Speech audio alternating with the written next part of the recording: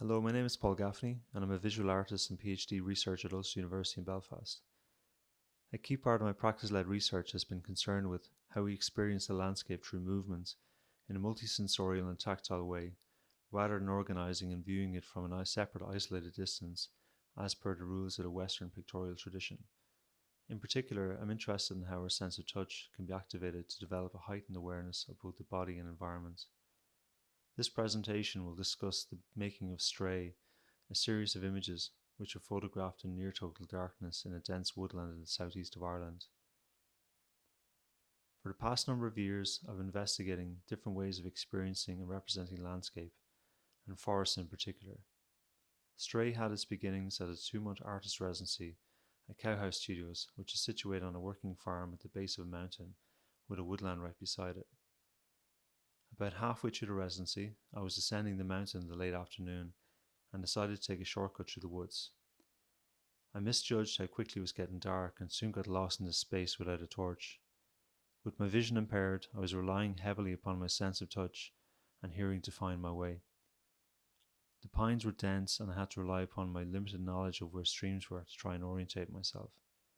I had a camera with me, which had set to a very high light sensitivity setting, and I made some images as I wandered nervously through the enveloping darkness. Before too long, I found my way back to the farm, and when I looked at the images on the screen later that night, they were indistinct and very grainy, though when I changed the settings from colour to black and white, the images appeared to be much clearer, and I noticed the camera was picking up far more detail than my eyes ever could. The eye works differently under various luminosities, and we go through a process of dark adaptation, which allows us to see better in the dark as our eyes adjust. While our pupils dilate within a few seconds, there are two types of light receptors in the eye, the rods and the cones, which adapt over a longer period of time.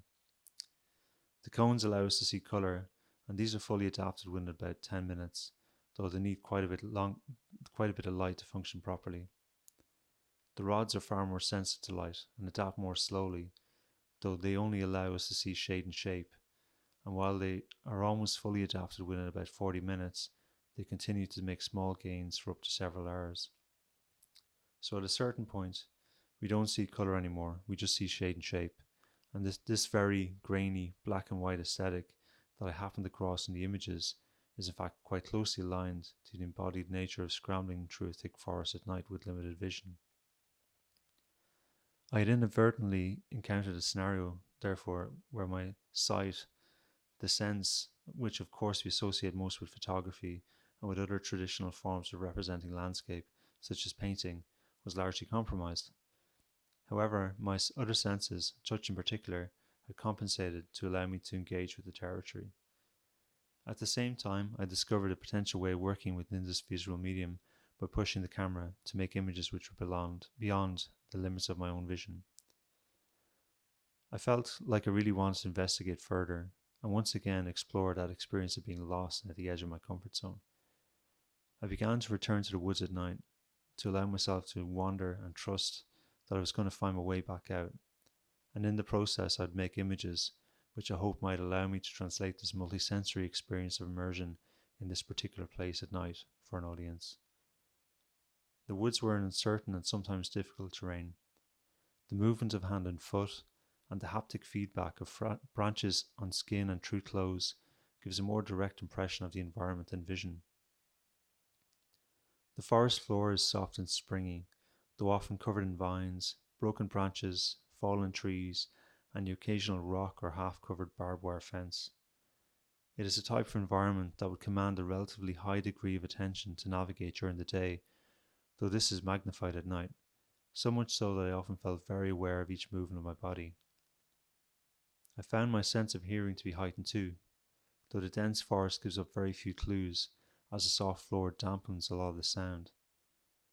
The sound of a stick breaking or any perceived movement caused me to stand still, a natural reaction to assess the situation: fight, flight, or freeze. Over the weeks, there was a sense of getting to know parts of the woods by touch and feel and limited sight. I'd never entered most of these areas during daylight hours, and I was undergoing an unusual form of mapping, of feeling out where I had been, trying to find my way back there, attempting to understand how these limited mental map segments might fit together. I was aware that it was not an overly large area, and that no matter how lost I might feel, that I would eventually find my way out. At some point I would encounter one of the streams which I could follow to where it reached a small pond in the field next to the farm. I had a torch in my pocket in case I really got stuck, though I did not use it, in part because I wanted to be in a challenging situation, though also for other important reasons. First of all, if I were to turn on the torch for more than a few seconds, I would quickly lose the benefits of dark adaptation and would have to go through that process all over again. Secondly, this thick pine forest lets in very little ambient light, and I was drawn like a moth to the faint pools which gather in openings where a tree has fallen and a gap has opened up in the canopy above.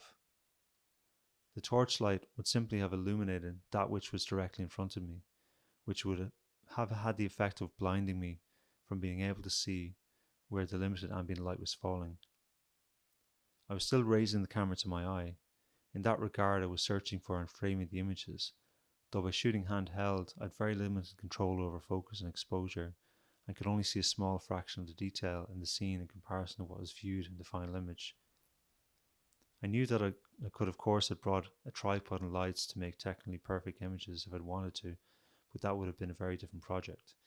Instead, there was a distinct urge and decision to let go of control. I was much more interested in what happens when I'm at the limit of my own senses, in how the camera can capture more than the human eye, and also the happy accidents that can occur when you let go into the process.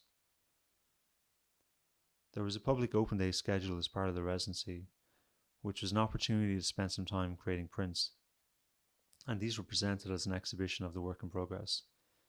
While the resulting sequence was far from perfect, I found that it did give a sense of my slow and purposeful movement through this particular territory, akin to a first-person cinematic movement through the woods. And I found that the variations in perspective from image to image and the consistency in the printing helped to create a sense of cohesion in the series. I was then resolved to complete the project before I was due to leave 10 days later, and over the following nights I regularly made new images and printed these and adjusted the sequence, and began to create the first iterations of what would become an artist book. There had always been a tension in my practice between trying to work intuitively when making the images and then being very specific when it comes to the presentation.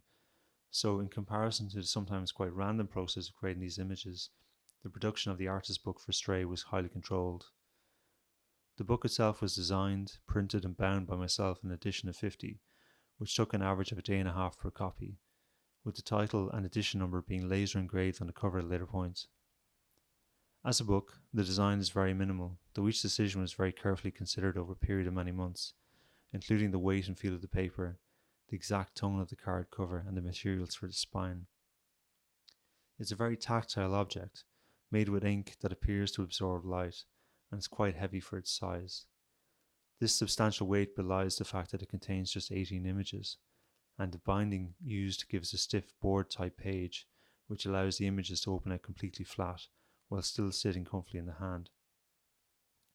This brings a certain degree of physical closeness to the work, and the reader tends to move more slowly through the pages as a result, which, as well as adding to meditative and immersive feel of the work, also evokes comparisons with children's storybooks, and with that cultural references to fairy tales of the forest.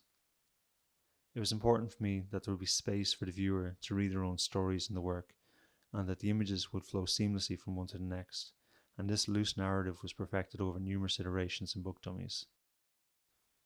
Other than the title, Stray, there is no text in the book, and as such has been deliberately left open to interpretation.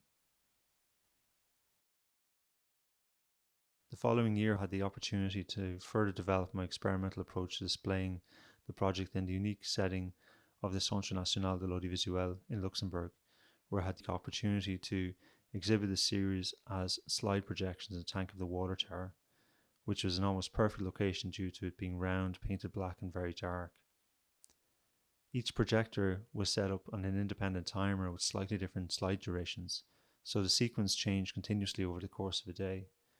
There was no way of planning the sequence or even predicting where the next image would appear, and as such I could only do my best to ensure that at least one projector would show an image at any one time, so that the room did not go completely dark. And this relinquishing of control and acceptance of a degree of chance and unpredictability reintroduced an important element of the work which had been missing in previous exhibitions. The installation was quite demanding and disorientating because when you first go into the space, when you first walk in, you could barely see anything. And it takes a few minutes for the eyes to go through that process of dark adaptation where you're comfortable enough to explore the space.